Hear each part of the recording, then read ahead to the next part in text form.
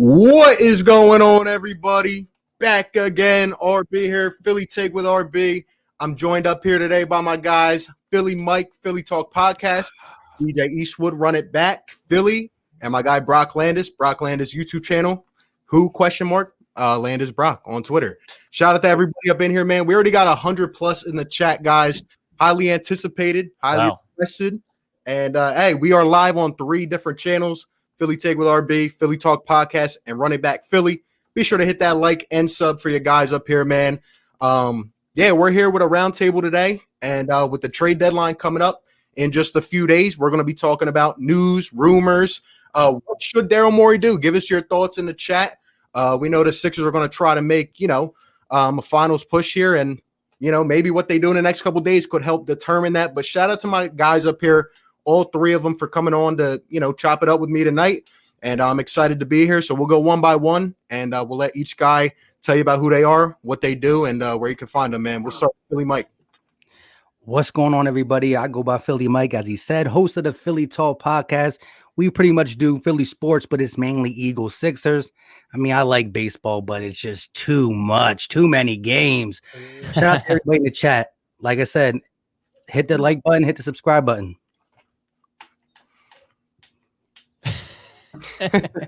Hey guys, we're sorry we were late, man. Hey, it took a few minutes to get us up on here. We were talking about some things beforehand. We're gonna get into it, but hey, we'll go to Brock next. Listen, I appreciate you guys extending your love to me and having me on. I'm super excited for this collab. For everybody in the chat, if you haven't met me yet, I'm Brock. You can find me on YouTube. It's just Brock Landis, my name. What I do is post video breakdowns. So we watch regular season games and we break down the entire game. Turnovers, storylines, shots made, what's going on. I break it all down in a 10 to 15-minute video with music. It's good vibes. So if you want to check it out, come over to my channel. I also do player theory videos, and I figured I'd let everybody know I have a Ben Simmons evolution video coming out this week where we compare his film to Scottie Pippen, Magic Johnson, LeBron, a lot of really good names. I'm not sure everyone likes those comps, but the numbers and the film don't lie. You'll see it this week if you tune in. Again, I appreciate you guys having me. Much love to everyone watching. Stay solid. Yes, sir. Oh, it's my turn. DJ Eastwood, Run It Back. Honest Philly sports talk, period. My opinion, maybe not yours. That's how I get down. Shout out to RB, shout out to Philly Mike, shout out to Brock Landis. And yeah, Brock's breakdowns are amazing. And facts. I've been trying to push this stuff on YouTube and Twitter a lot, and that just proved to me that subscribers come slow no matter what you do, because I assumed like at least 5,000 of my 9,000 would just follow him automatically because the shit's fire. And I'm like, 1, 2, come on, man, where the people at? But that's just how it goes. In time, my man will blow us all away because he's putting out fire breakdowns. I appreciate that. Slow grind, but we're all putting out great content. I mean, it's a saturated market, so you got to take different angles. I think the 4 of us do that really well. Yes, sir. I'm thinking about calling Brock Breakdown Brock from now on, whether it's sticks or not. I'm going with Breakdown. They could drop it in the chat or something, but I've been looking for a name. Like, I was thinking Brock Solid Breakdowns. I don't know, but if anyone has a name, there we go. Do me a favor, drop it in the chat. Hey, shout out to everybody. We got 200 up in here. Again, guys, we're live on 3 different channels. We can't really see which channels the super chats and the members are from, so we're just going to shout out everybody. Shout out to Birds Nation 302 coming with a $5 donation. Appreciate the support. And shout out to Seth with a $2 donation. Says y'all are the Fantastic Four. Yep, all right, how about that? Put it on the t-shirt of Sixers YouTube. DJ, put it on a t-shirt. There you go. Yeah, that's not a bad idea. All 4 of our faces, man. The Fantastic Four. There you go. Maybe the thumbnail, right? Not but hey, idea.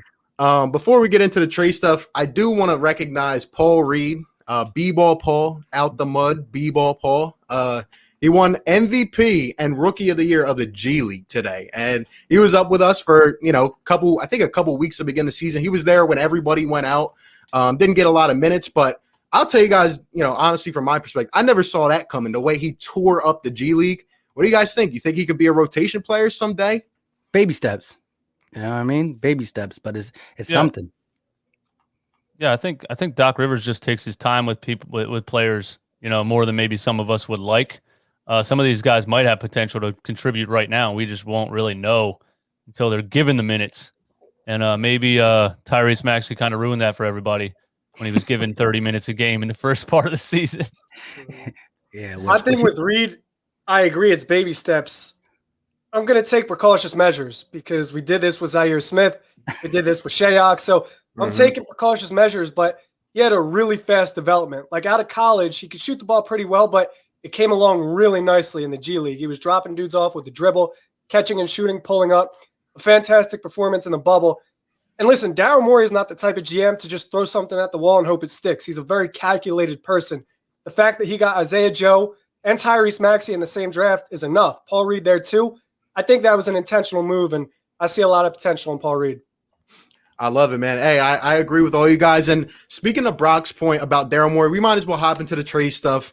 I like how you say he's calculated. I think that's a good word to describe Daryl. You know, he's very good with the analytics. He's going to break down every move. That's what I know about Daryl. You know, he's a fan of the game. He's never going to overlook something before it needs to. And I'm expecting Daryl Morey to go out here and make a move, maybe 2 moves. I don't think it's going to be a huge splash that everyone thinks, but I think we're going to fill out the bench as much as possible. And I think we might get some veteran experience or whatever the case may be. But first off, let's start with a rumor today. So I don't know if you guys heard, but Kyle Lowry, according to Shams, and look, we can't believe Shams 100% of the time, all right? Because we've been burned by that before. But according to Shams, the Heat and the Sixers are the 2 favorites for Kyle Lowry, apparently. Now, this has been going on for a couple weeks. He's been linked to the Sixers. He's from Philadelphia. He sold his home in Toronto. I just want to go around and get everyone's thoughts. What would you think about a guy like Kyle Lowry? I think it's fair to say we're not going to trade for Bradley Beal. Okay, I don't think that's going to happen. But a big piece like a Lowry could be more feasible depending on what we had to give up. So we'll go around. We'll start with DJ. What do you think about Lowry? Do you think he could come in and fit, on the Sixers as another piece? Yeah, I actually think he would fit perfectly, mainly because of his off-ball skills, the fact that he can catch and shoot. You know what I mean? He can play like I always think Ben needs a point guard on the floor with him, not because he shouldn't be handling the ball, but there's definitely times where I feel like you need a guy that can run a pick and roll from the top of the key. And I think he would fit perfectly because he can also slide over when Ben has the ball and be that catch and shoot 3-point threat. I also think the Toronto Raptors are probably asking too much for him at 35 years old or almost, 35, going to be 36. And on the last year of his contract, it's probably taking this long because they're asking too much. And I don't think it's going to take a lot to get him, honestly, at his age.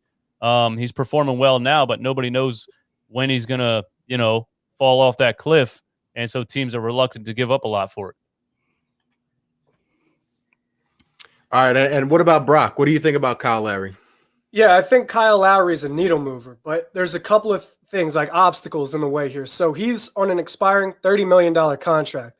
For Toronto, it makes all the sense in the world to trade him. They've got 2 multi-contract guards that are producing more than him this season. And if the playoffs ended today, the Raptors wouldn't make it. They've lost 9 of their last 10 games, 1-9 in their previous 10.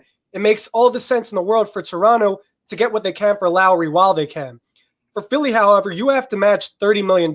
How do you do that? Well, they have the $8.2 million trade exception, which means there's about $22 million left to make up. Philly would either have to get a third team involved or they have to make a bigger package with that 8.2 exception, and that would likely include Danny Green, who's making $15 million this season. I don't think Philly wants to trade Danny Green. I don't really think they want to trade anybody in their starting 7. In that first 7 rotation, I don't think they want to trade anybody. So there's a few obstacles, but if you have an opportunity to cleanly trade for Kyle Lowry, you absolutely do it. DJ alluded to the catching off the shooting off the catch rather in the past 8 seasons. Five of the past 8 seasons, he shot 40% plus from beyond the arc off the catch. He has over 70 3-pointers made on open and wide open shots, which is 4 to 6 feet of space. That's more than Curry and Danny Green have.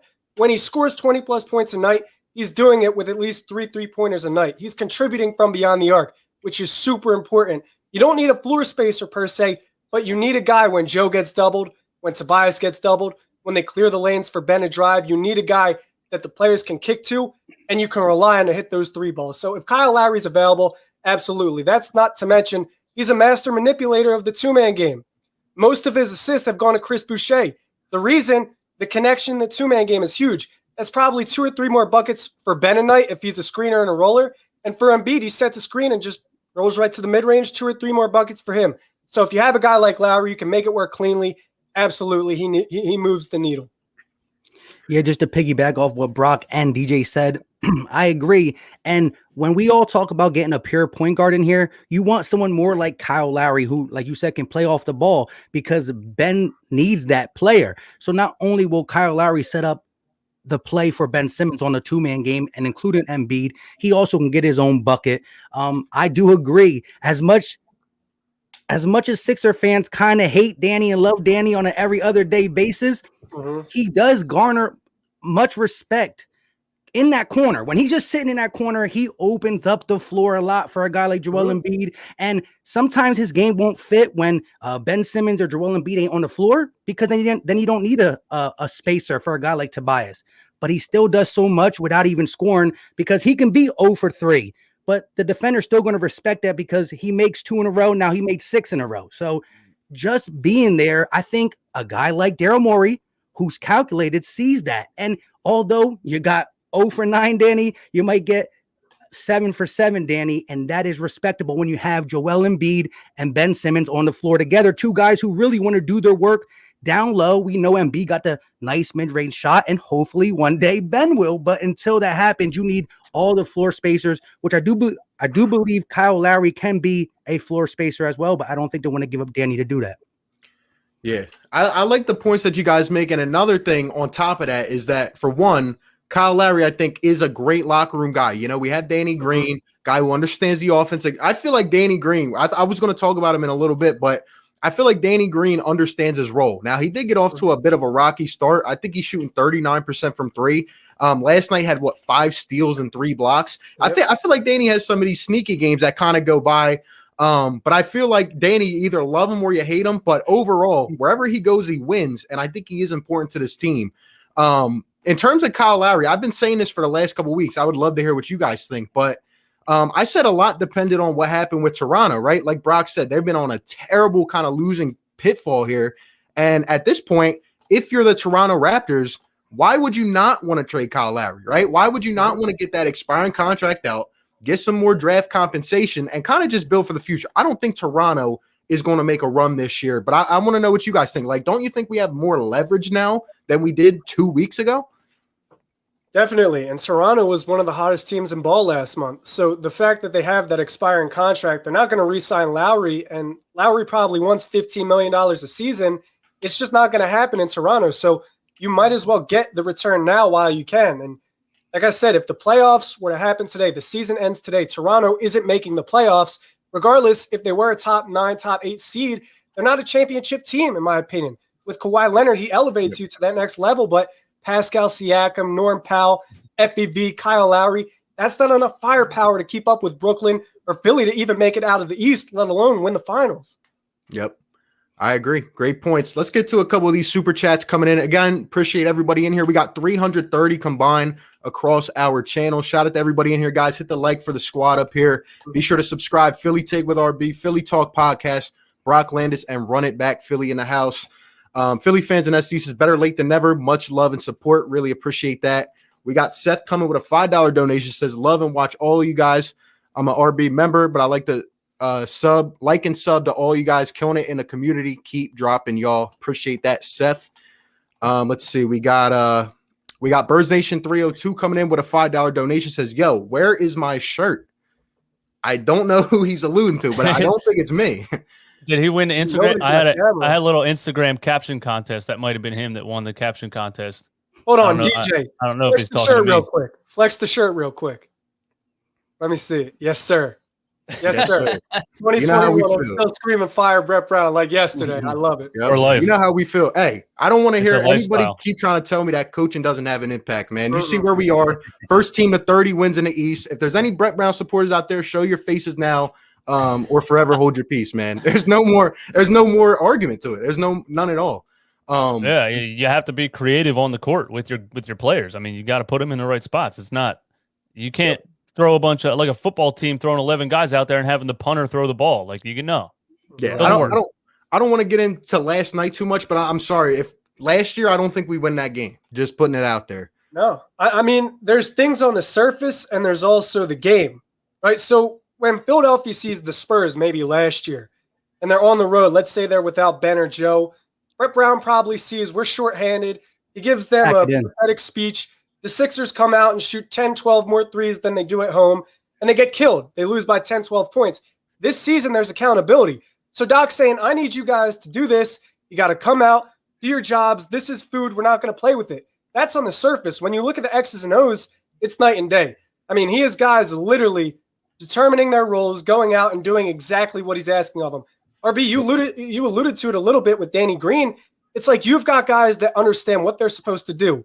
When that happens, they know where their shots are coming from. So, for example, on any given night, Dwight Howard, Joel Embiid, Tony Bradley, they all know what they're supposed to do. Put a body on someone and roll. If it's Embiid, obviously a little different. The offense runs through him. But regardless, my point still stands. And when you've got centers that understand that, then Tobias knows where his shots are coming from. Tyrese Maxey, Furkan Shake, they know how to navigate those screens, how much space they'll have, where the defense will be. So X's and O's on the surface, Doc and Brett Brown, it's night and day. It's not even close. Let me ask you guys this real quick. How y'all like that new Dwight Howard mid-range jump shot that he's trying to force in? It's ugly. It's ugly, but it goes in. So if it goes in, I don't care. I'll give Dwight credit, though. At least he's trying to shoot, right? Mm-hmm. Not trying to, I'm not throwing shade at anybody. I'm not, alluding to anything, but at least he's taking the shots, right? Mm-hmm. Yeah. That's the point. Well, that's the point. Why would Dwight Howard be shooting the ball and not the guy we've been screaming at to shoot the ball for 5 years? But it's funny how Dwight does it. He gets the ball. He looks around for a second. He's like, should I do it? Forget it. Let it. He looks like a lot. Like if you guys have ever played pickup with a football player or known any football players that shoot hoops, it's exactly what it looks like. Like broad, buff as hell, like real weird form. Like it looks super unorthodox. He's too strong, but if it goes in, I don't care, honestly. I've been saying in my streams the past couple ones, like Dwight Howard was just meant to play in Philly. There's no other place meant for Dwight Howard. This guy gets a simple layup. He's going down the court laughing, talking to himself, pumping himself on the chest. He's crazy, man. Another thing I'll add it real quickly. Like we talk about Daryl being very calculated. Dwight has the most double-doubles off of the bench of any Sixer backup center in 23-plus seasons. It's Spencer Hawes, Mo Spates, Matt Geiger. Dwight has more than all of them, and he's played less games. The most free throw attempts and highest field goal percentage of any Sixer backup center in the past 12 years. That didn't happen by accident. Daryl knew what he was doing. They brought Dwight here, and even better, it was for the vet minimum. So you didn't have to break the bank. You got him for the cheapest price possible.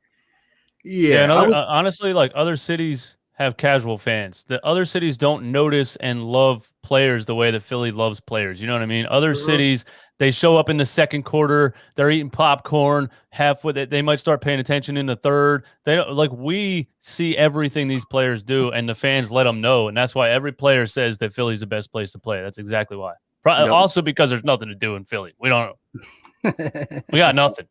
Yep, Sports no doubt about it. And I would just add as a final touch that, I think we're getting more value out of Dwight than for what we're paying him as compared to someone like Al Horford. But that contract was just dreadful. But we got some bad omens, bro. We brought up Brett Brown and Al Horford in the first 20 minutes. So those are bad omens. It wouldn't be a Sixers roundtable without it, right? It wouldn't. But we're on the better times now. Sean coming in with a $5 donation. Thanks so much. Says, is Kyle Lowry an automatic starter if we keep our starters in a trade?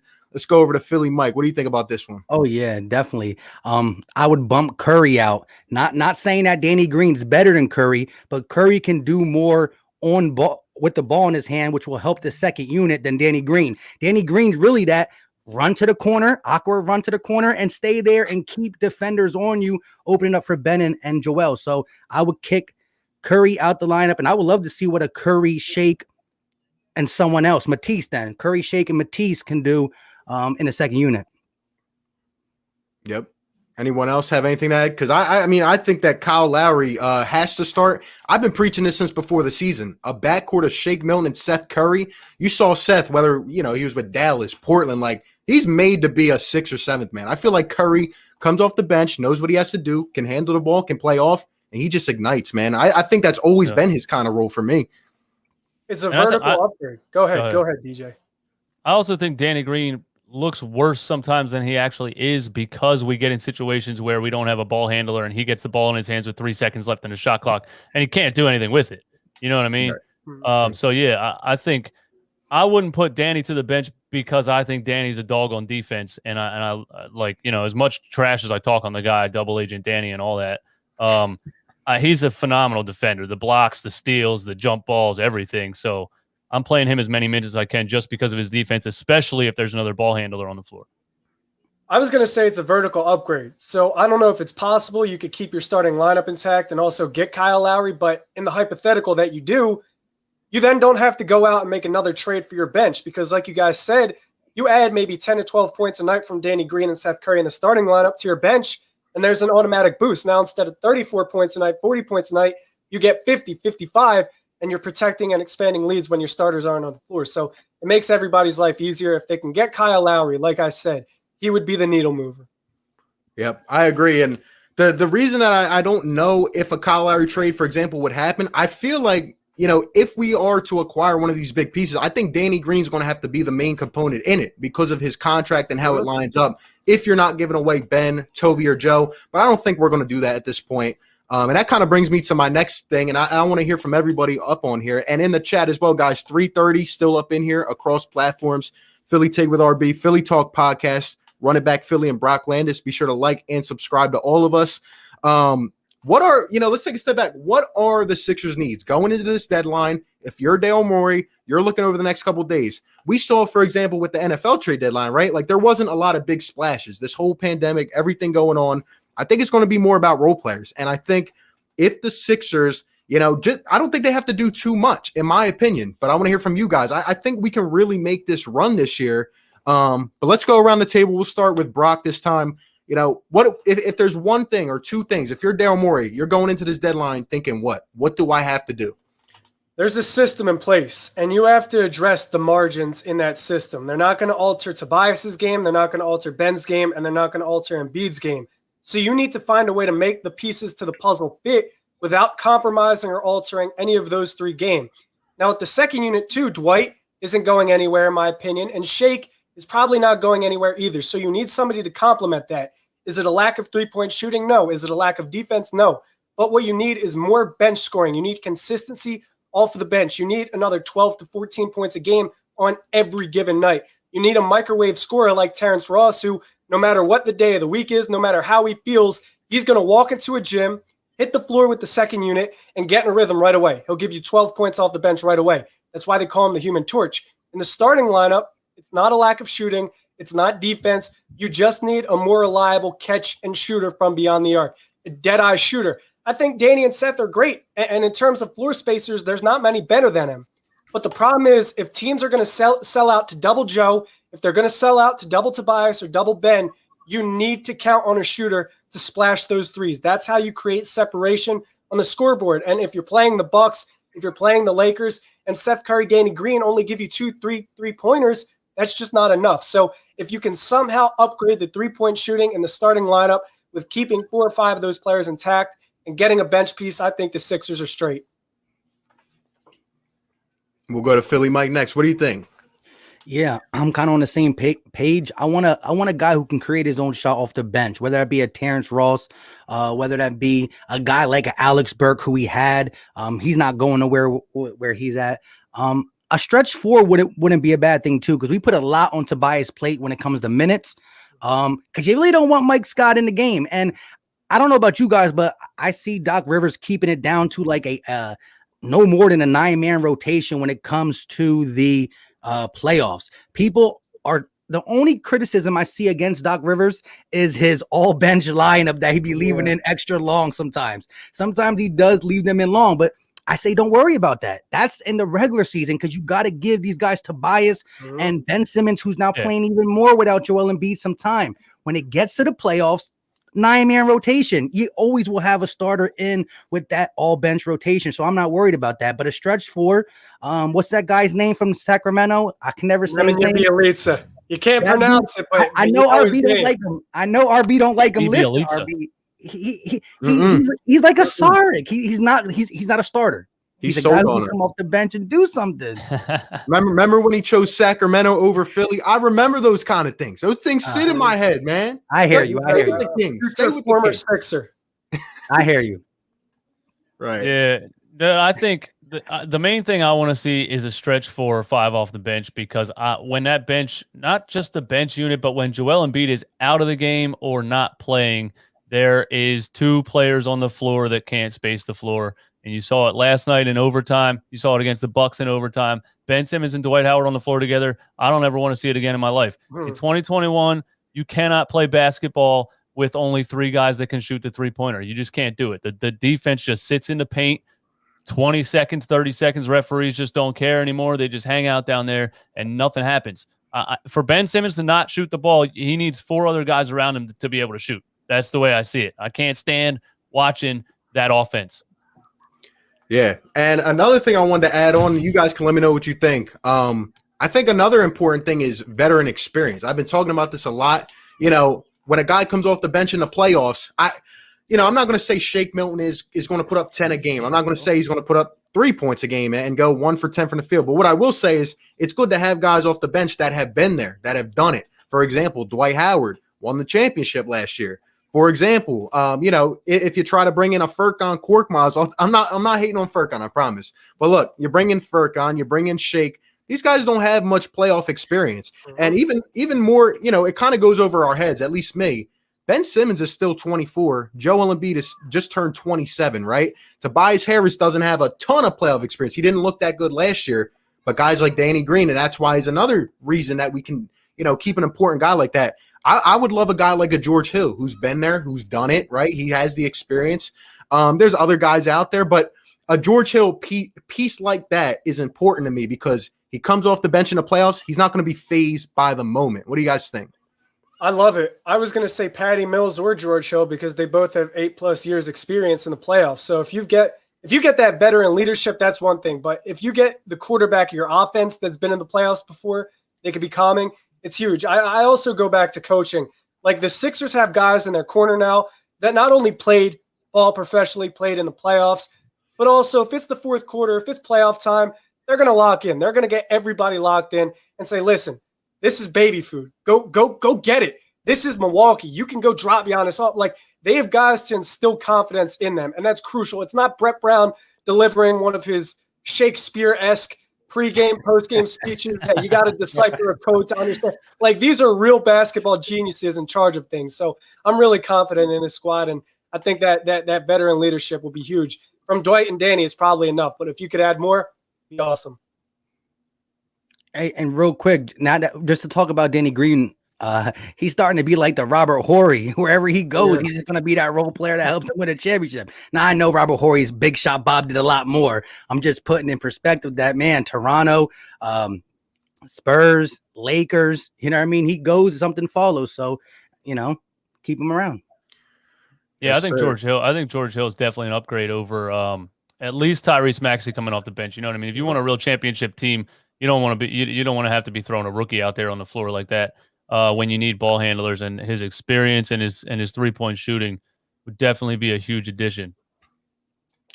Yeah, no doubt about it. I agree with everyone. And shout out to Philly Fans and SD coming with a $10 super chat. Thank you so much. We appreciate it. It says, now subscribe to all of you. Knew this would be awesome. Someone like JJ would be great. Keep putting out fire takes. You guys are the real deal. Much love to Philly Fans and SD.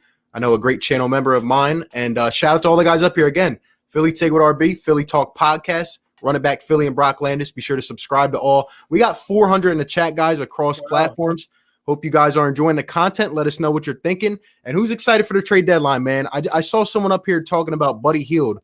We just saw Buddy absolutely annihilate us, right? And just a quick yes or no, what would you guys think about Buddy? I know there was that whole thing over the offseason. I made a ton of videos about it. People were commenting on his feed like Philly, Philly, Philly.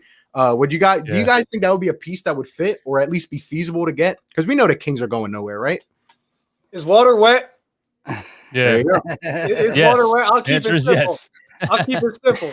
Water's wet just like Buddy Hield's jump shot. It's that simple. There you go. So he's not afraid to let it fly. Yep. Afraid to let it fly. The thing about Philadelphia is defensively, like they're such an anomaly compared to everybody else because they have Tobias who's 6'8", Ben who's 6'10", and Joe who's 7 feet plus potentially on the court at all times. So you really just have to plug 2 players in there that could hold it down defensively. If you could get a guy like Buddy Hield where you can maybe mask his defense, but you can keep them on offense, shooting 6, 7, 8 threes a night. Maybe blowing teams out, like transition threes from Ben, collapsing defenses, penetrating and kicking to Buddy Hield, running DHOs or double screens to get Buddy Hield open. Like they would be shooting nukes from beyond the arc with Buddy Hield. If they made that money work, bro, I'd be running down Broad Street naked tomorrow. Yeah, like, you're absolutely right. all I have to see. You know how much better Buddy Hield would look in this system. Yeah, you're absolutely right. The Kings system is not a system, and Buddy Hield looks the way that he all does. over again. Yeah. You know? Oh, man.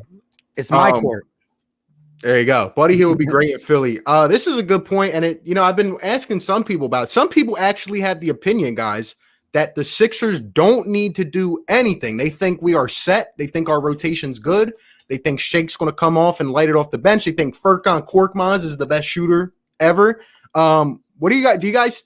Let me ask you this: do you think we at least make a move or two? Like, do you guys think we're going to stay put or at least try to do something? I don't see a way that we don't do anything.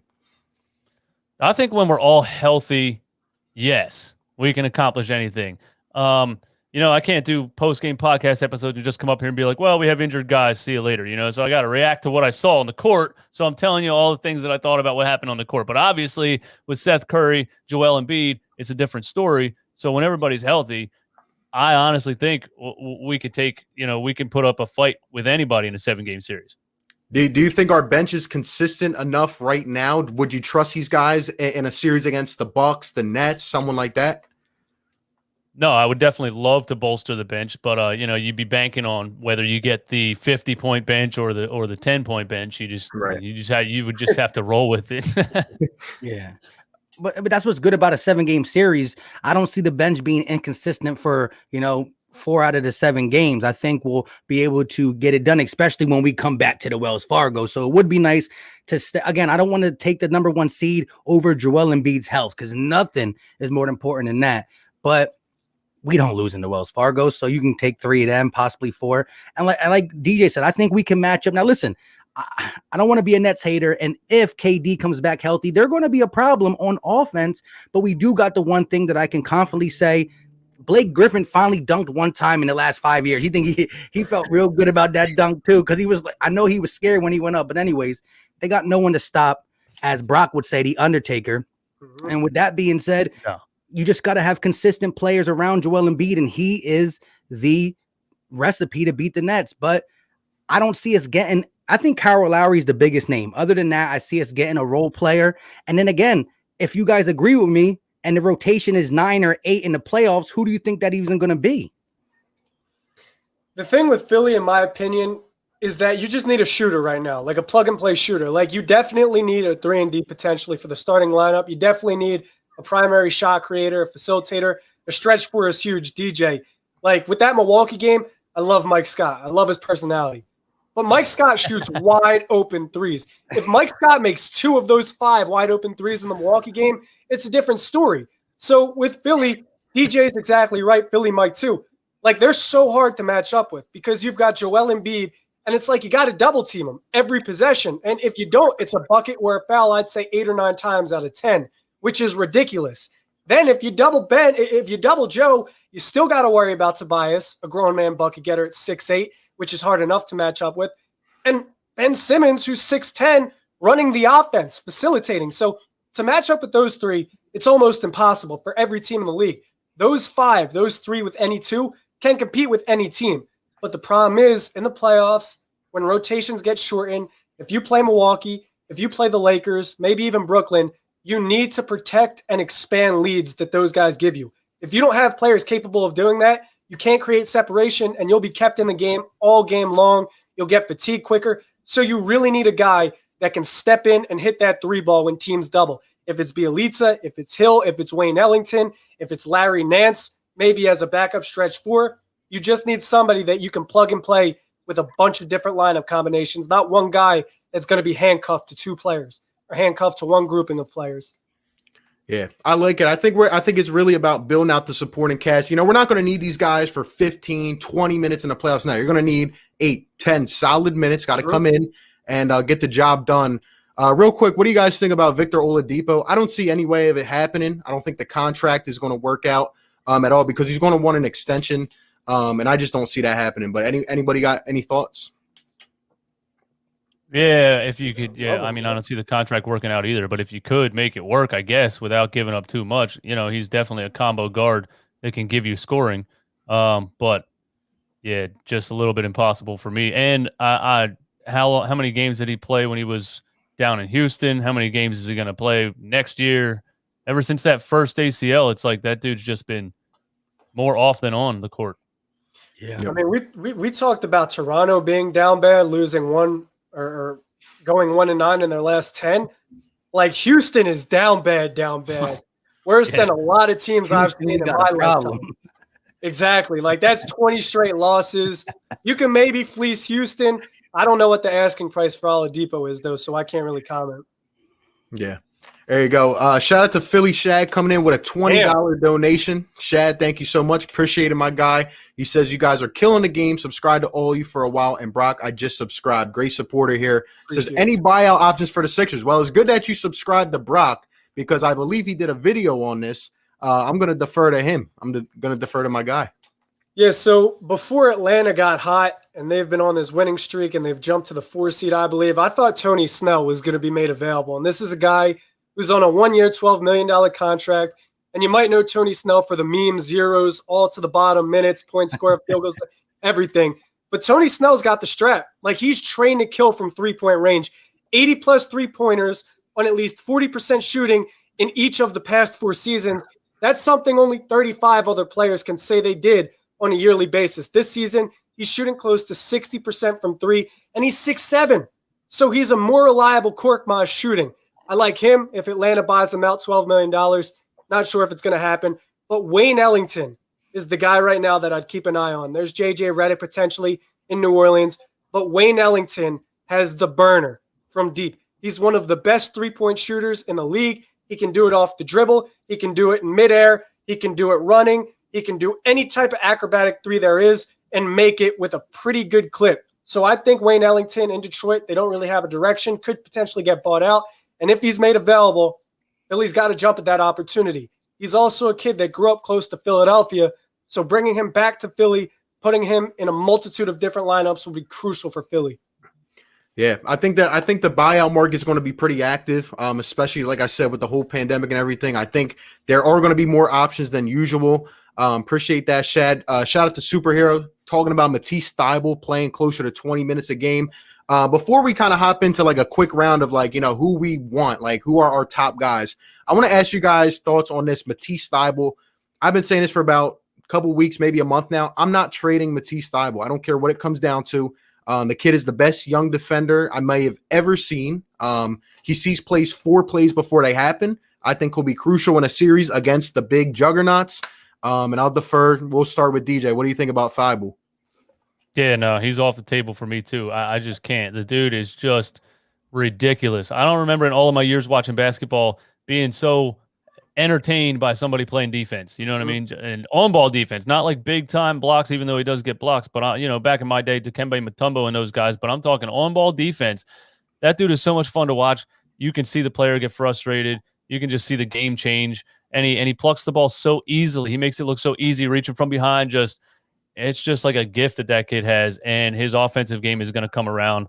Who did he almost dunk on the other night? And he did like an up and under 360, and I thought he was just going to hammer on him. When he finally gets that, like, I'm going to slam this ball in this dude's face kind of mentality, he's going to be like top 10 Sports Center highlight dunk, man. That kid can jump through the roof. He can play crazy defense. No, I'm not touching Matisse Thybulle. Go ahead, Mike. Yeah, man, I agree. He's just a terror on the wing. And then when you combine him with a guy like Ben Simmons who can play down low, he can play on the block in defense, and just them two as a tandem, it's scary. It's scary. And again, I'm not expecting him to take the big leap on the offensive side this year, but he's young. And it's going to come. It's going to come, especially once he sees Ben Simmons start to do it. Joel Embiid is going to, grow into more of a mentor role. We know he likes to just all the shenanigans on and off the court, which I love. He's the greatest troll. I love it. But I just think, guys like Dwight, and as we get more of them guys like Danny Green, Matisse is going to find his role on the offensive side. You know, even if he can get his 3 points up to close to, high 35+%, that will be crucial. But Matisse is a guy that there's nobody that comes in, like you said, best young defender I've seen.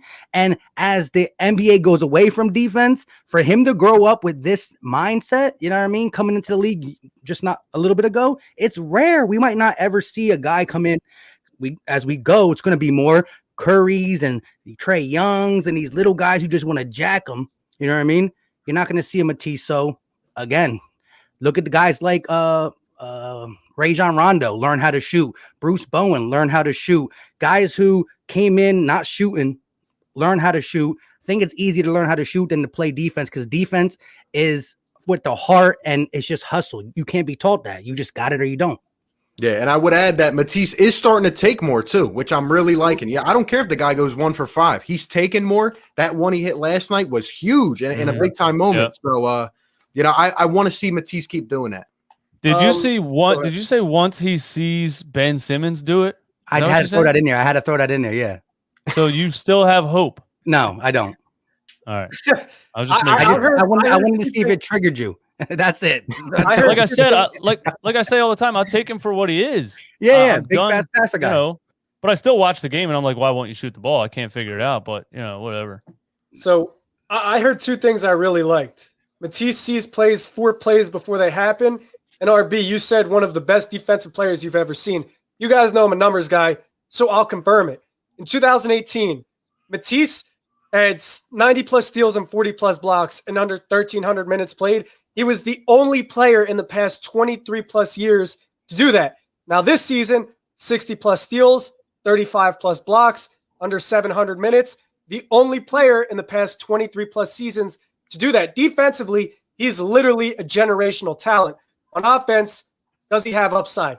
Well, he's shooting close to 40% on threes in his past 15 games. If he can do that consistently, it changes everything. He becomes a starter in a year or two. And with that defense, the Sixers would just be ridiculous. Like they would be locking. They already are locking things down. But if Matisse Thybulle was plugged into that starting lineup with a 40% 3-ball, just pray for him. Pray for him. I love it. We're top. We're fourth in defensive efficiency rating, right? As a team, probably some. I think they might be second, like fourth quarter defensive rating, fourth altogether, something like that. Yeah, we're definitely top 5. I know that. But they do lead the NBA in blocks. I think at least in the fourth quarter. I don't know about altogether, but yeah, I feel like we have these moments where we just come in and whether it's a quarter, 2 quarters, whether it's the first half against Milwaukee, like.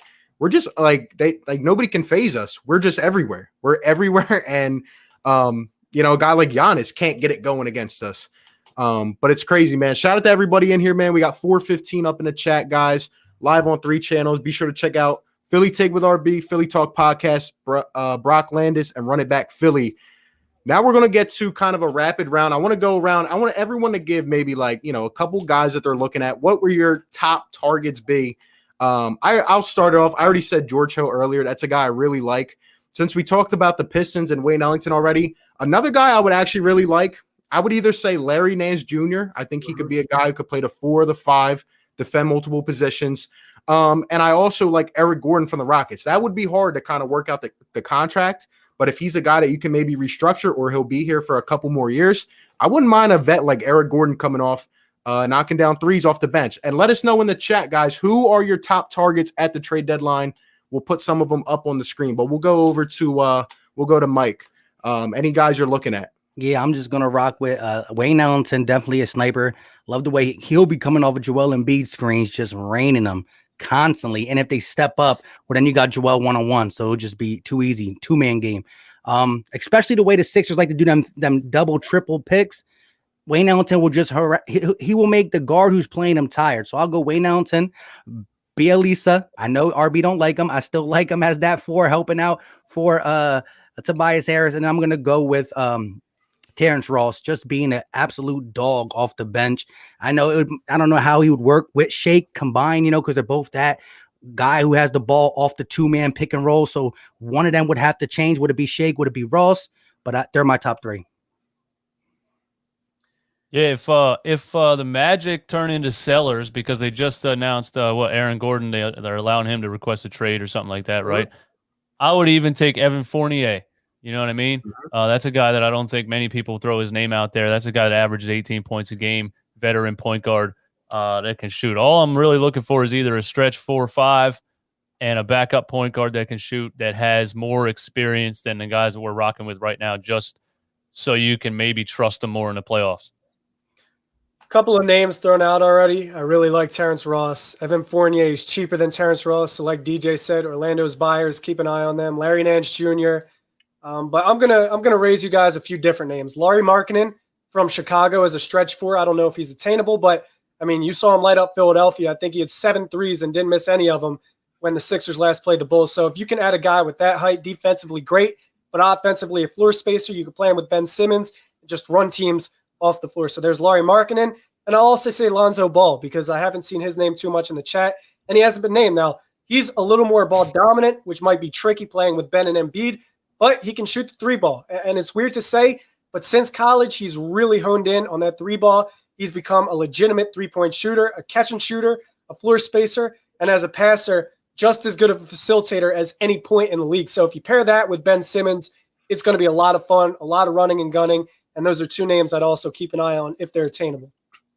Yeah, and then to add on Lonzo Ball, he can also defend multiple positions. Yeah. And I love the fact that I just like how his game is growing. And as long as his dad isn't attached to that deal, I'll take him any day. No, I don't want any LeVar drama in Philly. No, thank you. Yeah. I think we just said the other day that LeVar's done talking, and then a quote came out like the next day. And he said Lonzo hates New Orleans. Yeah, I'm like, oh, there he is. There it is. That's a shame for LaMelo, man. Prayers up for LaMelo. Yeah. That's tough because it seemed like he had that Rookie of the Year lock. Yeah, definitely. And we got Nick coming in here, says Patty Mills. Another name I would put out there to you guys. Don't know how you feel about him, but Rudy Gay. I would definitely entertain a package deal with Patty Mills, Rudy Gay potentially. The Spurs I think they're in the playoff race, but they're not going anywhere. There's going to be a lot of sellers, though. Let's see. We got Norman Powell. Patty Mills and Rudy Gay are names to me, but the last time I watched the Spurs play, I'm over those guys. I think they're done. Wipe the floor. They wipe. I think those guys are done. Yeah, well, you see, DJ, you gotta understand the rule. Only ex-Sixers are the ones that go off against us. You know, Nerlens Noel, Alec Burks, Thaddeus Young, you know what I mean? So somebody said in the comments they want Thaddeus Young and they want Mike Muscala. They want all of everybody that's played for the Sixers before, whether they're good or not. They want them back on the team. Thaddeus Young, oh my goodness. Hey, they paid their due on the bad Sixer team. Let them ride the hot one. Exactly. Leave them in the past. Right. I see Ish Smith. That could be pretty good for Philadelphia. That's the only. That's one guy. That I would. That's an ex-Sixer that I don't care if Ish Smith is 50 years old. I love that guy. He's tough. I'll make everyone mad on the panel in the chat, guys. I would take back TJ McConnell in a heartbeat. I'm sorry. I might be the only guy that hates that. I mean, that loves TJ McConnell. Give me 8 steals in the first half. TJ McConnell will hustle every day of the week. I'm not saying he's going to play in the playoffs, but I would take him back any day of the week. The funny thing I love his scrappiness. That's what I love. The fact that he's survived in the league for this long with absolutely no basketball skills whatsoever or any physical attributes at all is mind blowing. He's literally the size and the skill of the guy down the street right here from my house. You know what I mean? So the fact that I got to give him props. Listen, it's funny, but I feel like TJ would feast in Doc's system, like with high ball screens and just throwing Dwight or Tony Bradley in the way and making TJ navigate around him. Like he would probably feast, but me personally, it would break my heart to watch any more TJ McConnell basketball in a Philly Sixers uniform.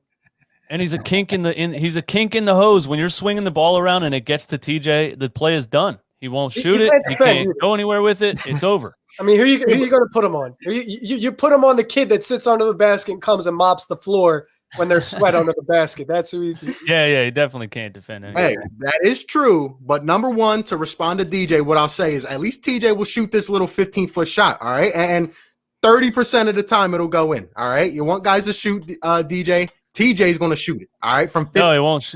That's it. But I'm not talking about from 15. When the whole offense is Joel kicking it out and swinging around the top. TJ can't hang. He has to take his three little miniature dribbles and get to the mid range and do his little.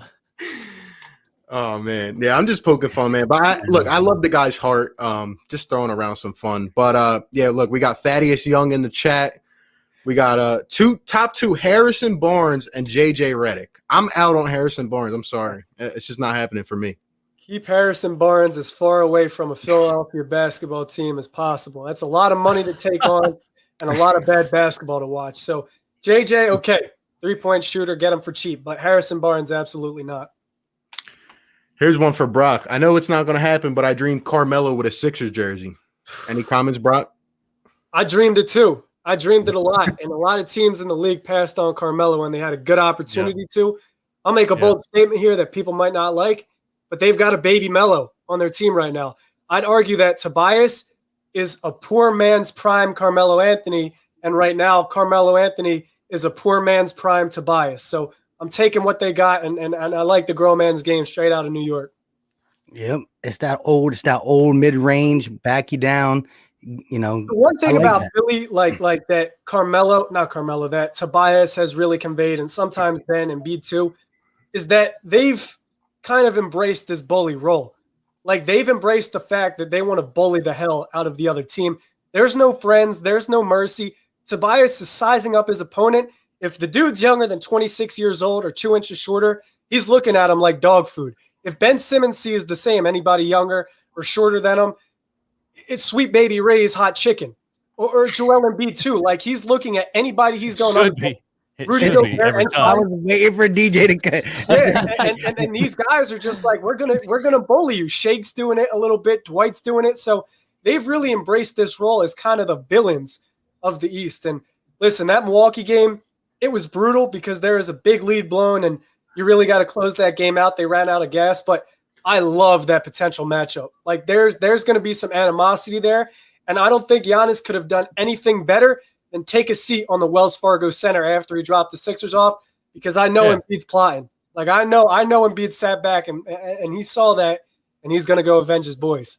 And it's corny because if we played the Bucks without Giannis, would we be out there sitting on the court? We'd be like, no, we played the Bucks without Giannis. Mm-hmm. Doesn't make any sense. Yeah, that was just stupid. I know. Look, I tweeted this out. I said, Joel Embiid, just remember, after Game 6, second round of the playoffs, Sixers Bucks, we're going to wipe them off Milwaukee's floor, and Joel's going to come out to a press conference and say, well, aren't we allowed to have fun? I see it coming. He's going to be the only problem with that is that you're putting a lot of stock in Milwaukee making it past the first round. That's also a fair point. They have point. a pretty bad playoff history under Coach Mike. So, listen, both teams got to make it there. But if they do, I want Milwaukee. I used to want Boston. That's exactly how I am now. I don't care about Boston. Yeah, we don't care about Boston anymore. I want Boston to be good so we could destroy him after what he does. But now just like it's over. Yeah, Milwaukee's my new team I want. Shout out to Sean coming in with a $5 donation. Probably the best comment I've seen all night. Says #free Tony Roten. we're digging deep into the roots here. Deep. He's free right now. He's just not good enough to be in the NBA. That's all. There you go. Yeah. So I saw someone. I just had the comment up. Someone said Robert Covington. I don't know how you guys feel. Please no. I've seen too much of Robert Covington. No, thank you. Leave the ex-Sixers alone. Leave them alone. I get enough. Every time Danny Green has to dribble the ball, it's Robert Covington, 100%. He does not know where to go. He dribbles it off his foot out of bounds, or he jumps into three guys and does a 360. I don't want two of those guys. Yeah, but like you said, DJ, to his credit, they always give him the ball with 4 seconds on the shot clock. No, you're right. You're right. And he's in the corner, and he's like, "Y'all really want me to do this?" Like he can't do that. His teardrop is just like, you should just let it be a turnover. He beat the Knicks with it last night, though. So yeah, he did. He hit a huge floater and a couple contested threes that were just ridiculous. Unbelievable. Crazy. Mm-hmm. And shout out to Irv Train, who says, would prefer an upgrade at the 4 for the bench, someone who could score down low, help on the boards. And I wanted to ask you guys one more name that popped into my head, Boogie Cousins. I know what Brock's going to say. I said 2 weeks ago, why not give Boogie a chance, right? Why not? When Dwight kind of fell into this, I don't know. Dwight was in like a month stretch where it was just like, what? Dwight can't even put the ball in the hoop. It's like, why are you dribbling out here, getting plucked? But Dwight Howard stepped it up recently. I don't know if we need another center off the bench, but I would love to hear your guys' thoughts on it. I'm a no. Yeah, that's how I feel. It is what it is. I mean, listen, I love Boogie. That's one of my favorite players to ever touch the floor. But at this point, it just doesn't make sense. Like, right. You've got Dwight playing incredible off the bench. Tony Bradley, fundamentally sound. He's doing the job when his name is called upon. And Boogie can't play the four. He can't play next to Dwight. If you put him on the floor with Dwight Howard, Ben Simmons, it's going to be carnage and not in favor of Philadelphia. So I love Boogie. It's a pipe dream. But at this point in his career, I just think Dwight and Tony Bradley give you more right now. Yeah. Marky says about Danny Green, he turned into James Harden in overtime last night. There you go. He did. Good step backs and everything. Good comparison. Give me Hill marking it. But yeah, man. James Harden wasn't James Harden last night. Yeah, he wasn't. There was a lot going on last night. LaMelo got hurt. James Harden apparently had like some little injury. The Nets can't seem to top us. I'll tell you that. Every time the Nets win, we win. And every time they lose, we lose as well. So we're staying atop the East, man. And one thing I want to put out there, and anyone else can comment on this, I think Doc needs to be given more credit, man. I think he should be in the running for the coach of the year, at least top 3, maybe the top right now. I don't feel like he's getting enough attention, but what he's done with this team is insurmountable right now in my eyes. He shouldn't be in the running. He should be the coach of the year. The thing about Doc is he took this Sixers team that had no semblance of an offense, and he gave them one of the most effective systems in the entire league. And we talked about it earlier a little bit, but that role definition is so crucial. You've got guys that understand exactly what they're supposed to do and where their shots are coming from. As a basketball player, when you show up to the gym and you know where your shots are coming from, it makes the game so much easier. So they've got an offense that can space the floor. They're one of the best pick-and-roll teams in the NBA this season compared to bottom 3 in each season since 2015. Defensively, they're locking down. So Doc has been crucial. But I give credit to everyone on that staff. Sam Cassell for the player development. Dan Burke and Popeye Jones for paying attention to the defense. Dave Yeager for constructing the defense. If you notice, you look at the sideline, there's always someone coaching. Compared to last year, maybe not so much. Brett Brown sitting on the bench, maybe contend. We're roasting Brett Brown a lot, man. That's a tough look for him. But this year, if you watch the bench, there's always someone coaching, always someone giving game. And that's super important. Yes, sir. Yes, sir. And shout out to everybody. We still got 420 up across our 3 channels up here, guys. Philly Take with RB, Philly Talk Podcast, Running Back Philly, Brock Landis. Be sure to like and sub to all of us on YouTube. You already know what it is, man. Talking trade deadline stuff.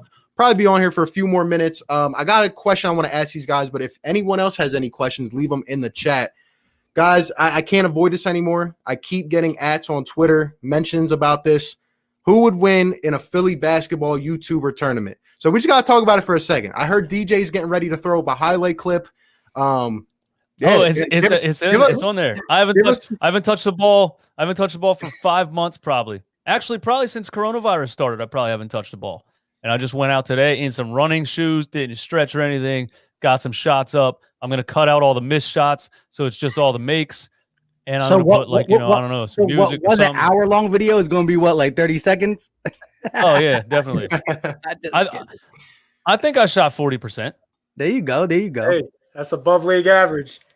So what you're saying is you could shoot. You could shoot 40% on a team, right? What else are you bringing to the table? Wide open, absolutely. Not wide open, no, because I'm 5'10". We got to get people in the comments to let us know. Like, what are we doing here? 1-on-1, King of the Hill, 21, 2-on-2. Right. Well, let me just say this. Like, look, for all the Eagles content I put up, you know what I mean? I didn't touch football in high school. I played basketball until my junior year, tore my ACL. And then, with the other shenanigans you do at 17, 18 years old, after rehabbing and the amount of practice you got to do every single day. We practice in Eastern area high school football. You got to practice on the weekends too. So I said, senior year, I'm all about some other stuff. Let me cut it out. But I didn't go back. I regret it. But I was pretty nice. Like I said, I played varsity in 10th grade. So that's all I'm gonna say. But I'm fat now. I'm 30 and I don't play on the regular because I got 3 kids. So it's a little different, but that's where I'm coming from at least. Brock, tell us about your game. Come on. Let's hear it. I mean, listen, they're kind of talking about it in the comments already. You know what's up. No cocky shit, but I got the post game on lock. I promise you.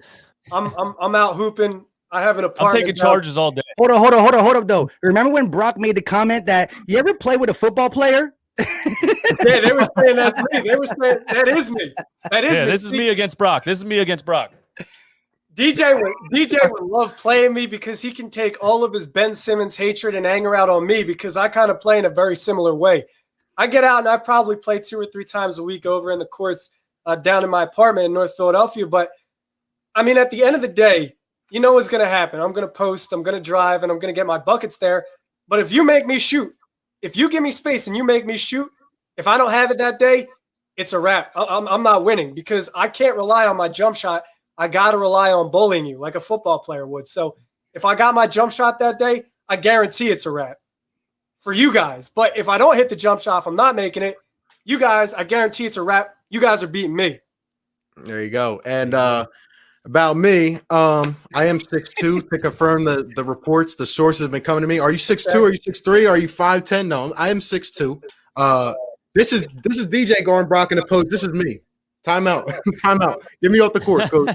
I'm not guarding him in the post.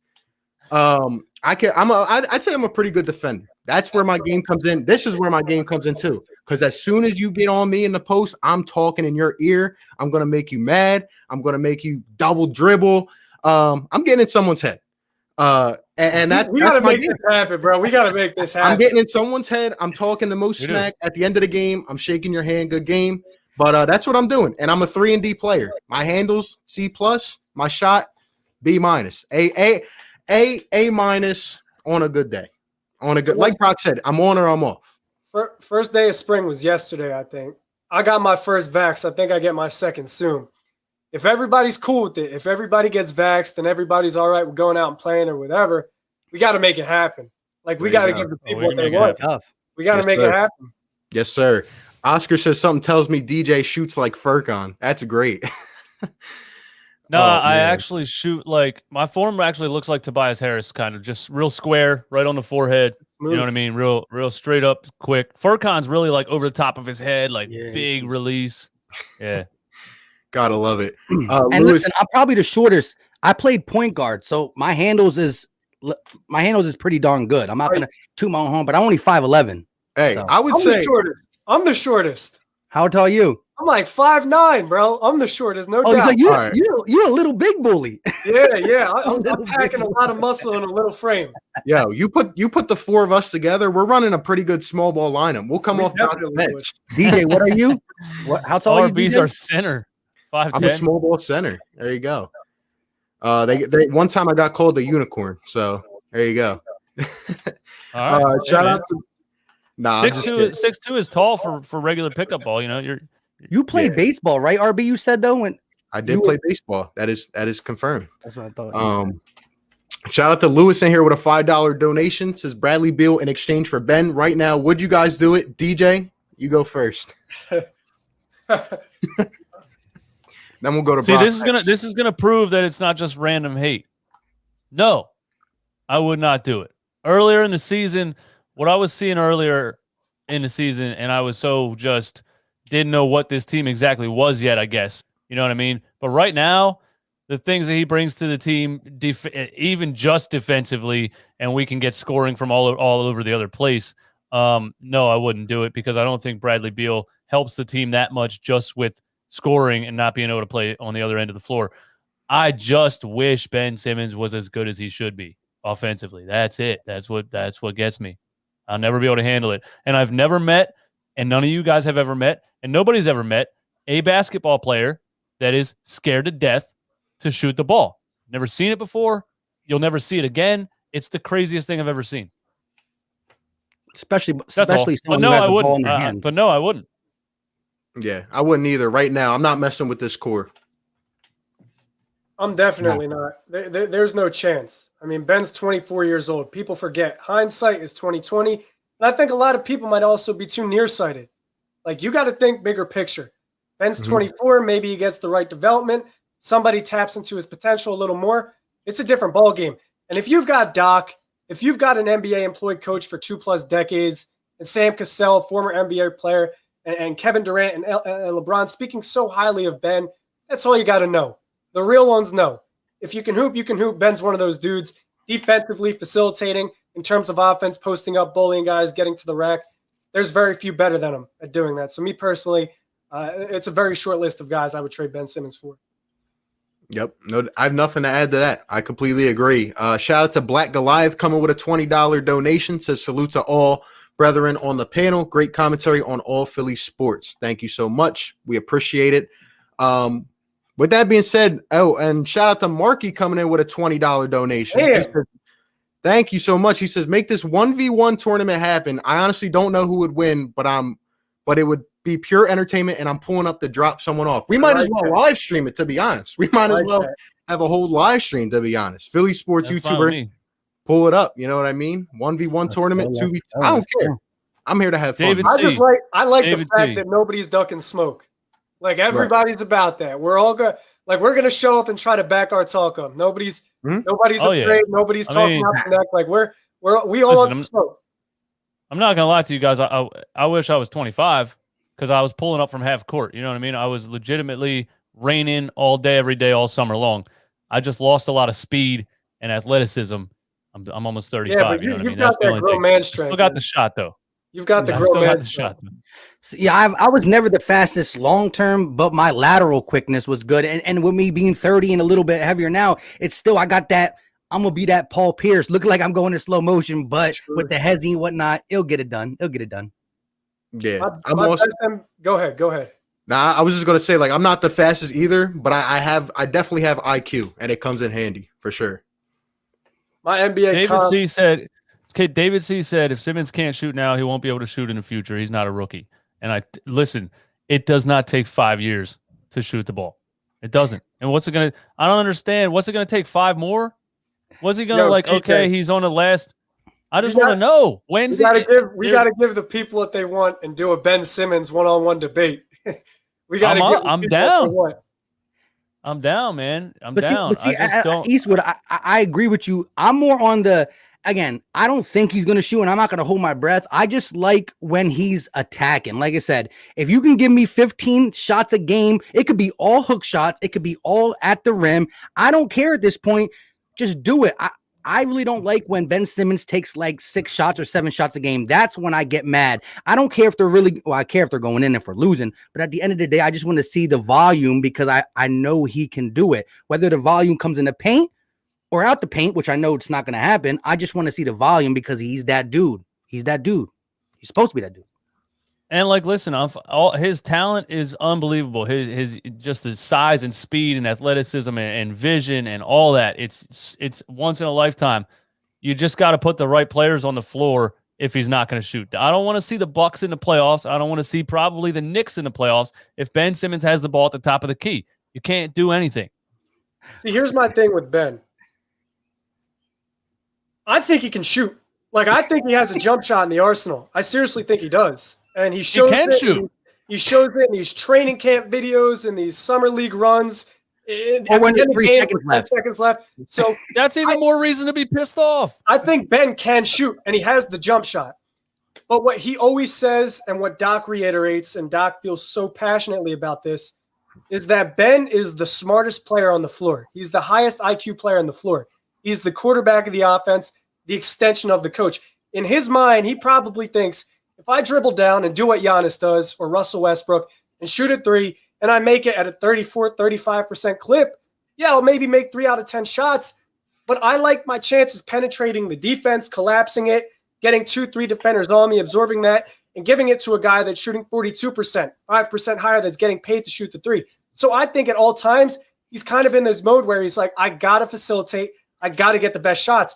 And that's why he is the most assisted three-point makes in the NBA since his rookie season. So he generates shots for his teammates in transition. I don't think you can name 5 players better than him, just in terms of getting downhill and getting to the basket. But I really don't think the jump shot matters.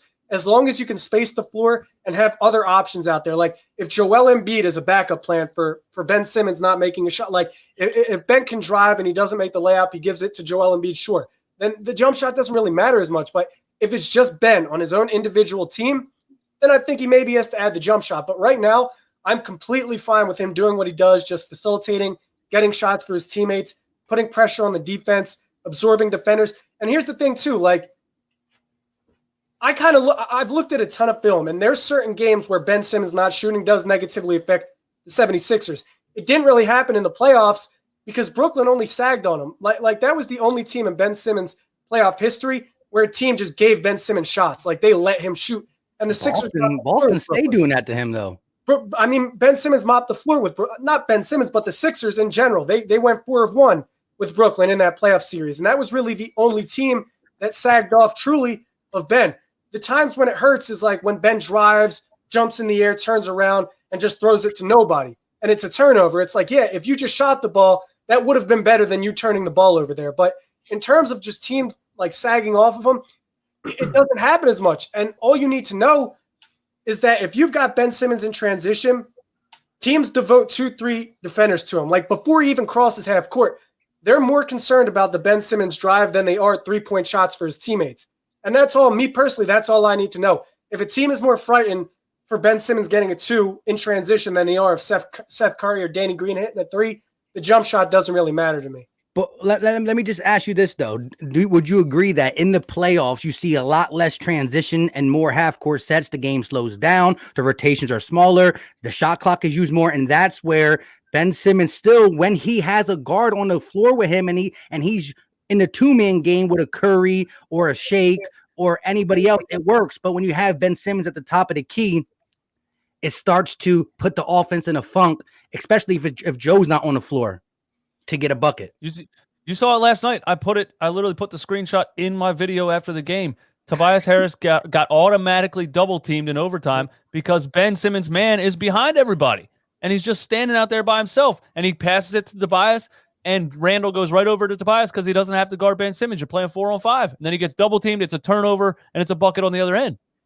Well, that's where I give Doc Rivers credit because he's kind of disguising that this season. With Ben in the dunker spot, he's kind of got Ben in this role where, like, if they do double team Joe, if they do double team Tobias, it's an easy find for Ben, and the defense just has to respond to that. So I definitely agree. Like, defensively, if you're defending Ben Simmons and he's in the pick and roll and it's the playoffs, like, you might go under that screen a little half-assed because you're like, he's not going to shoot this shot. But the problem is, if Ben's aggressive, if he's in attack mode and he wants to get downhill and he's coming around that screen, you can't stop him because he's just too big, too fast, too strong. So it really just comes down to what version of Ben Simmons you're getting. If Ben is aggressive, if Ben's attacking, if he's applying pressure, the jump shot doesn't matter. If you've got a timid Ben Simmons, he's not applying pressure, he's shooting 8 shots a game, turning the ball over 4 times, and the jump shot matters. Then you sag off, then it affects his teammates. But as long as Ben Simmons is aggressive and applying pressure, being the best version of himself, I don't mind the lack of a jump shot. It's just, for me, like, I've kind of come to terms with Ben Simmons' game. Like, I'm accustomed to his game. I appreciate his game for what it is. And I know at this point, if the jump shot doesn't come, I'll never be let down because I didn't expect it. But if the jump shot does come, that's awesome because I wasn't expecting it. So I just appreciate Ben's game for what it is. I'd make a bold statement and say that Ben Simmons on this trajectory is a Hall of Fame basketball player. It's very early in his career. He's 24 years old. But historically, players with his build, his versatility, his impact on the game are in the Hall of Fame. So me right now, I'm willing to say that Ben Simmons, when it's all said and done, if he taps into that potential a little bit more, is a Hall of Famer. But the big thing is, it won't be as a point guard because that's not what he is. He's a power forward that plays point from his position. Yes, absolutely. I completely agree with that. Yeah. Which is why you need a point guard. Exactly. I agree. And that's where if you got a point guard, like if you had a Kyle Lowry and Ben Simmons could set screens and roll, and like that brings it all the way back to a way different unguardable level. But yeah, the last time we saw him with a point guard on the floor was Trey Burke. That's still the only, I mean, Shake Milton to an extent, when they run those lineups, but the last time And Brett was like, nah, we don't want all that. Get him out of here. Cut. Yeah, play Hollow Meadow. Like, what was that? What was that?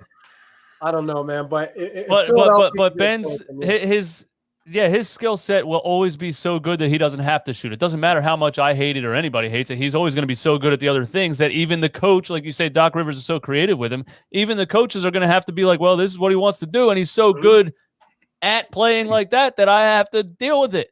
Everybody in the world just has to deal with it. I mean, listen, Ben's added that skyhook, which is a huge addition. He's added that magic Scottie Pippen skyhook to his post game. If Ben can add a 12 to 15-foot J, like if he posts a dude up and he can just turn around and hit a J, it's a whole different ball game. He becomes a whole different anomaly. So for right now, I'm content with what he gives.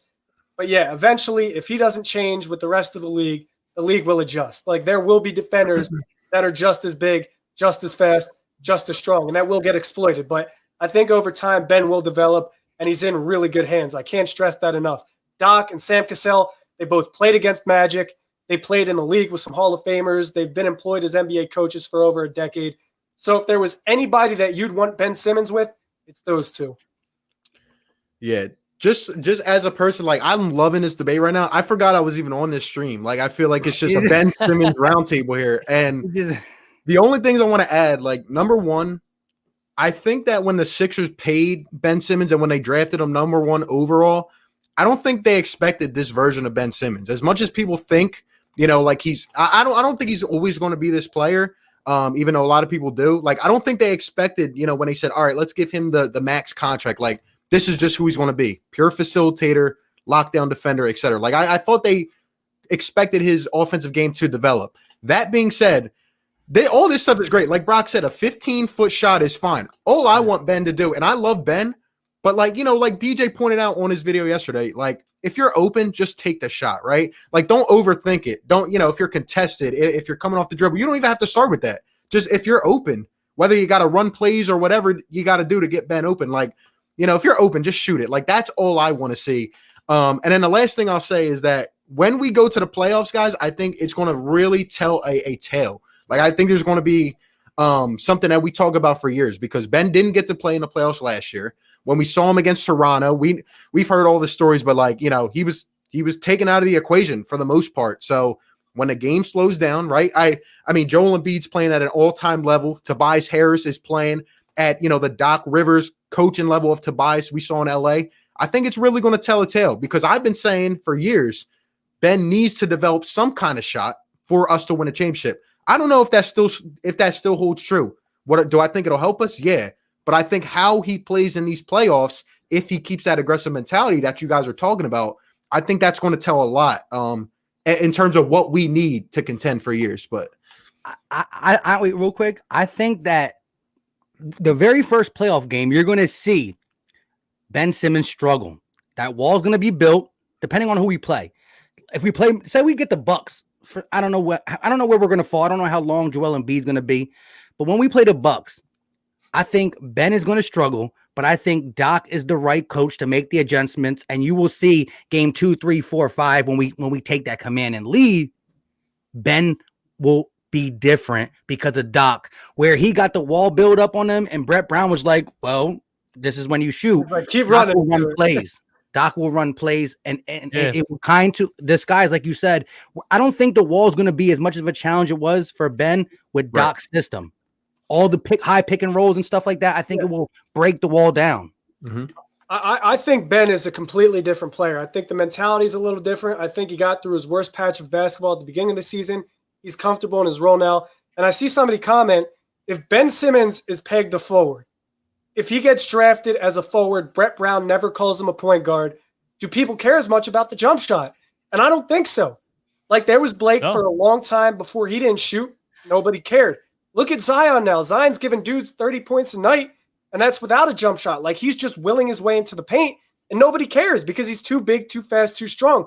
The thing with Ben is his coach called him a point guard when former Sixers coaches like Larry Brown said he's not a point guard. And now Ben Simmons, the Sixers coach, said he's not a point guard. He just plays point from his position, which makes him super rare because there's nobody other than LeBron, other than Giannis, maybe KD, at his size that can do what he does. Like the crossover at his size, nobody can do that other than KD. Bullying his way to the basket, at his size, nobody can do that other than LeBron and Giannis. Defensively, I'd argue he's the most intimidating perimeter defender in the NBA. So everything is there. They can win without him shooting the jump shot, but there are nights where it definitely derails Philadelphia. I don't think he's going to struggle. I don't know why, but I think this is a completely different Ben Simmons, and I love this system for him. The thing about Ben and just his game is like it all depends on what your expectations are.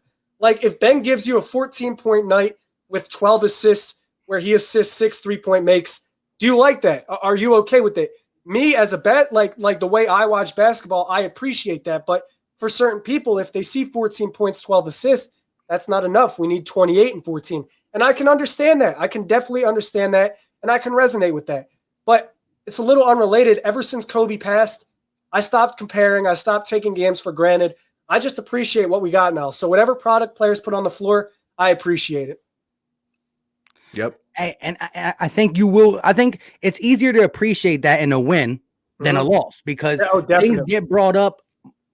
Things get put under the microscope when you lose. When you're winning, it doesn't matter how you're winning. Winning is what the game's about. Are you talking about last night? Are you counting last night in that?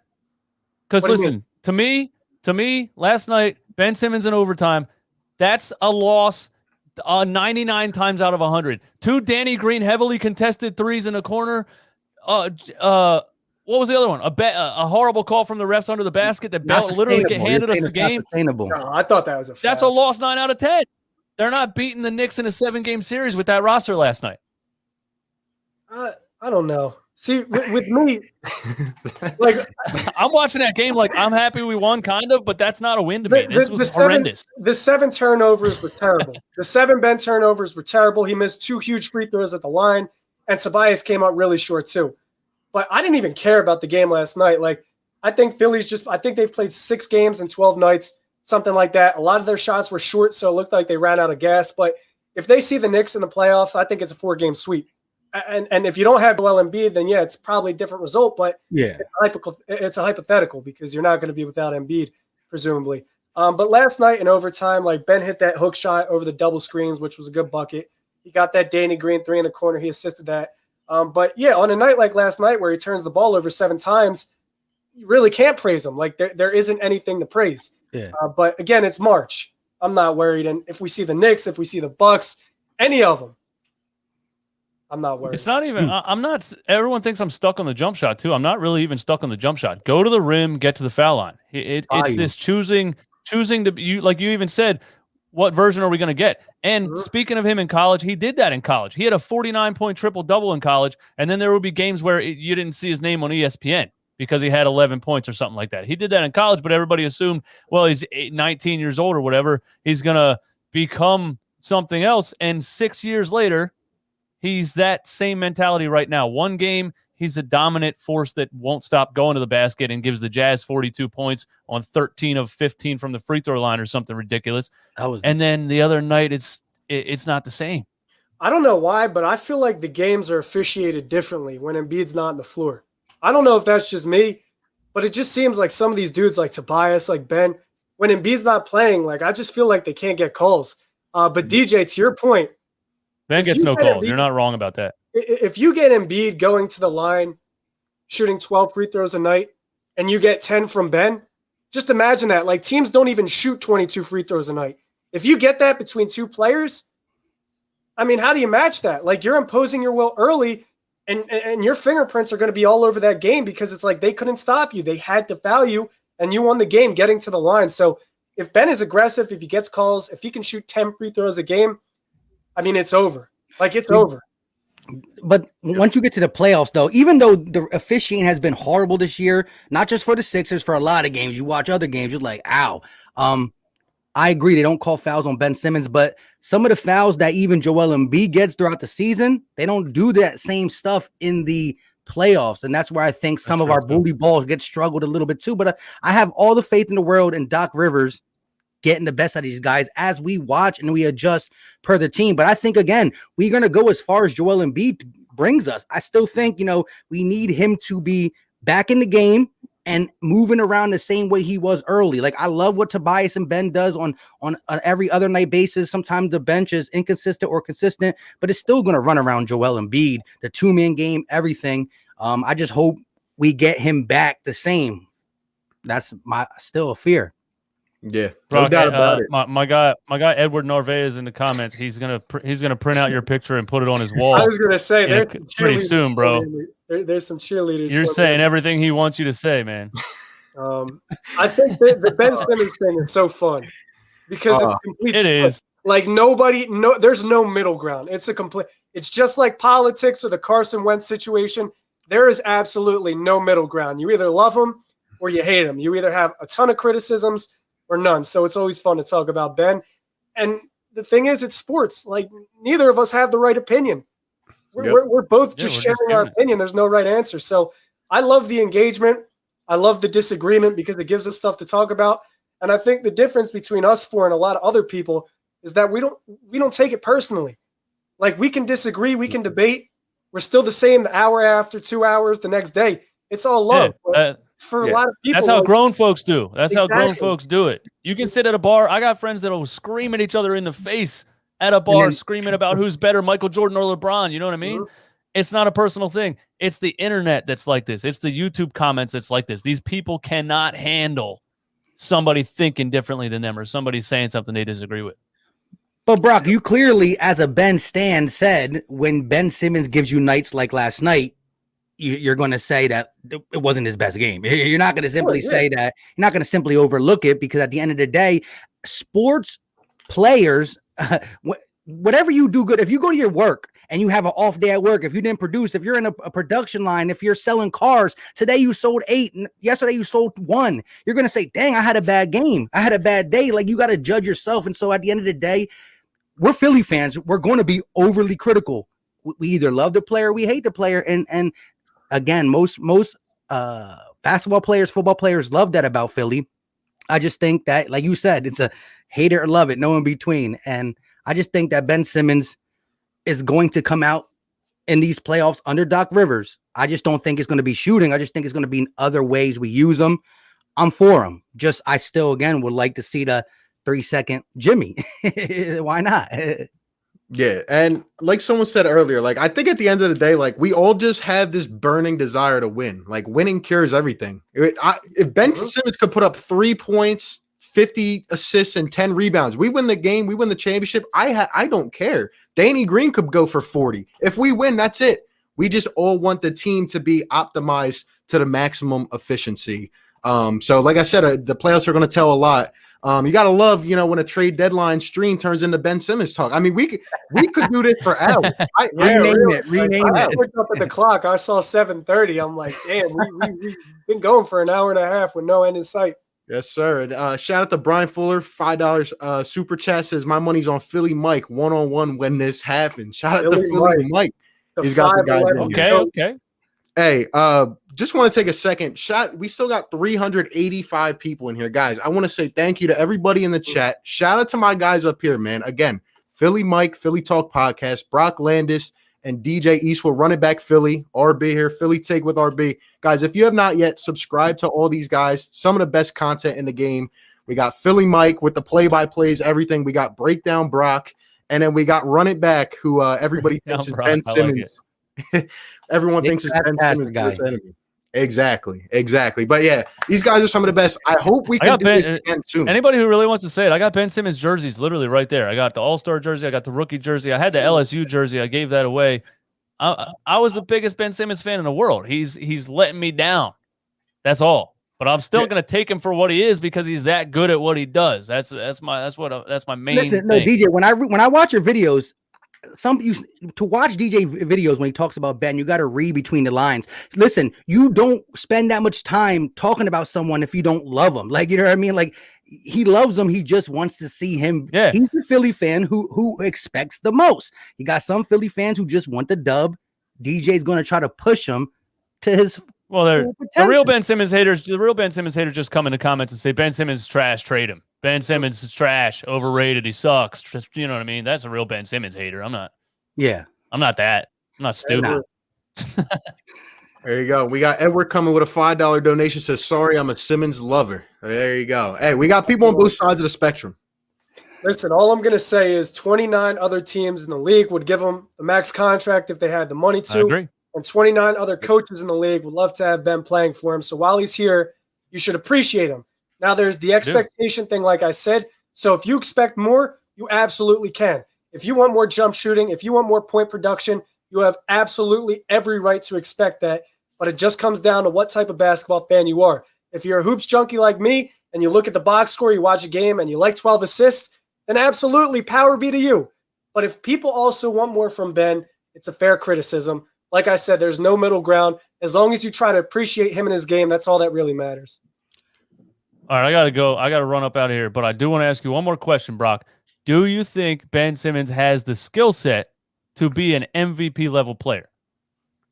MVP is a little different. I think he's a Hall of Famer, but MVP is a little different. If he would shoot the ball, in my opinion, if he shoot the ball, he could be top 10 all time when it's all said and done. He could dominate the entire league if he would shoot the ball. If Ben has a jump shot, he looks like Scottie Pippen, but a little bit better. And I can't really say that because the game's different. The way they play defense and offense is completely different.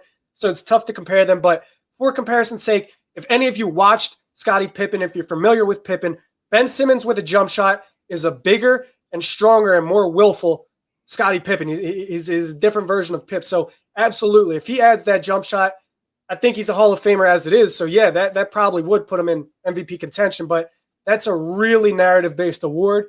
And I don't know if Ben Simmons has the national recognition and respect to win that award. But yet again, Ben Simmons has more points, rebounds, assists, steals, triple-doubles than Giannis through their first 248 games. Giannis, it took him 6 seasons to really win and get that MVP award. So you never know. It's only the prelude with Ben. He's just 24. I'm 21 years old. Ben's 3 years older than me. Okay, so Ben's got plenty of time. The book is just being written. I think people in the comments aren't really understanding what I'm saying. I'm saying if he wanted it, he could definitely be an MVP level player. The answer to that, in my opinion, is yes. The answer to will he ever be one is no, because he doesn't care. He's cool with how he is right now. That's just what I see. You know what I mean? He's cool with what he is right now. He doesn't aspire to be a top 10 player. He doesn't really care. That's how I see it. Yeah. He's said it before. He's straight up said, I don't give a He straight up said it before. He straight up told a reporter, I'm an all-star, so whatever. He doesn't care. He did say I'm an all-star without shooting. Yes, sir. Yes, sir. But hey, shout out to everybody. We're all about to get off here. But again, I want to thank these three for coming on here to talk. Hopefully we can do this again soon. Maybe, some point during the season, have a conversation about the team. Maybe, after the trade deadline, whatever. Hopefully we can do this again. But again, I'll give everyone a chance to go around because we still got 370 in here. I'll go first. RB, Philly Take with RB. Guys, thank you for coming in. Shout out to everyone in the chat. And then we'll go over to Philly Mike. Appreciate y'all for coming through. Whether you love Ben Simmons or hate Ben Simmons, at the end of the day, we all love the Sixers. Like I said, I think if we're winning, it doesn't matter how we win. We do it as a unit. Still think Joel Embiid is the anchor, the Undertaker, as my guy Brock would say, of the team. Doc's been a gem and a half at coach. Really changed this. Like I said, I go by Philly Mike, host of the Philly Talk podcast. That's all you got to do. Type either Philly Mike or Philly Talk podcast in the search bar. Appreciate you guys. Yeah, everyone, I appreciate you showing out and showing love, extending your love to me. All my people in the chat, I saw DC in here. I saw a couple of names, Edward, everybody showing love. I appreciate you all. Thank you for rocking with me on YouTube. I'm Brock Landis on Twitter, right there. Landis Brock. I keep promoting my work, but there's a breakdown video coming out tomorrow. That breakdown is the back-to-back, so the Knicks and Kings game. There's a really big Simmons piece, the biggest piece I've ever made, and I'm devoting everything I have to it. For people that might not like Simmons, people that love him, however you feel, you got to watch it because I guarantee you'll watch Ben a little differently. So make sure to tune in to my YouTube, and I appreciate all of you for tapping in. You guys, RB, Philly Talk, run it back. I think we got a good little thing going on here. The people in the chat seem to like it, so let's make it happen. I like this. Brock, how do you feel about me doing a live reaction to that video? I love it. I'm all for it. I love it. It's on, bro. I can't wait. You know what the crazy thing is? Brock's pretty much saying if you don't love Ben Simmons, after watching it, you will. And then Eastwood said, if you do love him now, I'm going to take you back in my reaction. Listen, you don't got to love him, but you'll see the film and you'll be like, damn, okay. I love him. I love him. He just pisses me off. You know what I mean? I piss off my girlfriend all the time. She didn't kick me out yet. She still takes me for all the good things that I do. That's how I am with Ben Simmons. I'm going to take him for the good that he does. I'm still going to be pissed off in the process. Yes, sir. DJ, let us know where to find you, man. DJ Eastwood, run it back Philly. Yes, sir. Yeah, subscribe, like, comment, yes, all that. Yes, sir. Thanks everyone for coming, and we'll catch you on the next one, man. Let's see if the Sixers make a trade, man. Let's hope we do. All right, peace. All right, guys.